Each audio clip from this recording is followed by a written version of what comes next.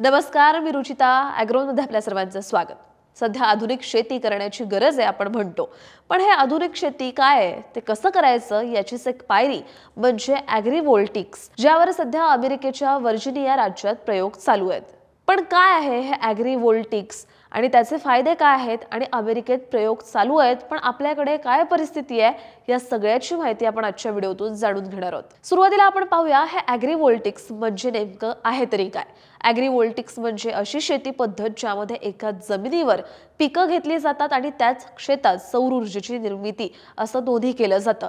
काही ठिकाणी सौर पॅनल खाली गवत आणि फुलझाडं लावली जातात. यामुळे मधमाशा, पक्षी आणि इतर कीटक आकर्षित होतात, जे पिकांमध्ये परागीभवन करतात आणि उत्पादन वाढवतात. तर काही प्रकल्पांमध्ये सौर पॅनल्स खाली जनावरांना चरण्यासाठी मोकळी जागा दिली जाते, जेणेकरून जनावरांना सावली मिळते आणि त्यांनी तेथील गवत खाल्ल्यानं जमिनीचं व्यवस्थापन आपोआप होतं. आता जाणून घेऊयात अशा या ॲग्रीव्होल्टिक्सचे फायदे काय असतात ते.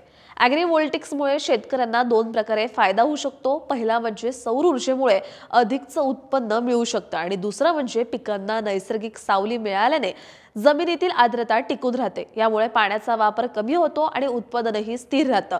ही पद्धत भारतातील शेतकऱ्यांसाठी फार उपयोगी ठरू शकते, विशेषतः त्या भागांमध्ये जिथे ऊन फार जास्त प्रमाणात आहे आणि पाणी खूप कमी प्रमाणात आहे. आता तुम्ही म्हणाल, पण अमेरिकेत यावर काय प्रकल्प चालू आहे, तेही सांगते. अमेरिकेतील वर्जिनिया राज्यात शेतकऱ्यांसाठी ॲग्रीव्होल्टिक्सचा नवा प्रयोग सुरू झालाय. हा प्रयोग वर्जिनियामधील पायडमॉन्ट एन्व्हायरमेंटल काउन्सिल या संस्थेनं सुरू केलाय.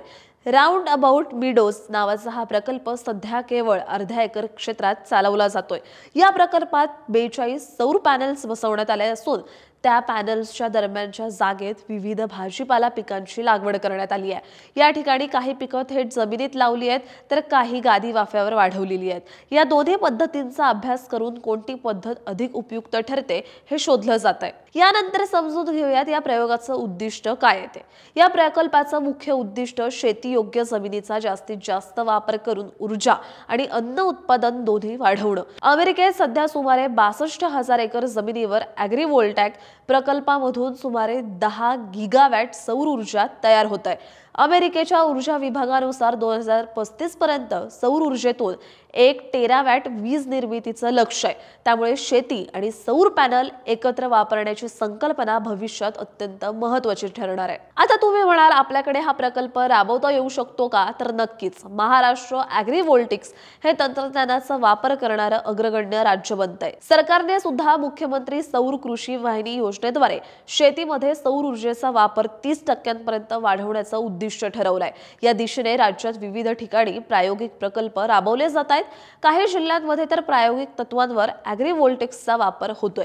भाजीपाला आणि फळ पिकांसोबत सौर ऊर्जेद्वारे वीज निर्मिती केली जाते आणि तीच प्रक्रिया उद्योगांसाठी वापरली जाते.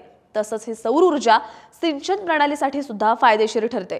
भारतात सुद्धा हे तंत्रज्ञान नव्याने विकसित होत असून शेती आणि ऊर्जा उत्पादनाचा संगम शेतकऱ्यांना दुहेरी आर्थिक फायदा देऊ शकतो. तुम्हाला ही माहिती कशी वाटली हे कमेंट बॉक्समध्ये नक्की सांगा आणि अशाच शेतीविषयक आणि नवनवीन माहितीसाठी ॲग्रोवनला सबस्क्राईब करायला विसरू नका.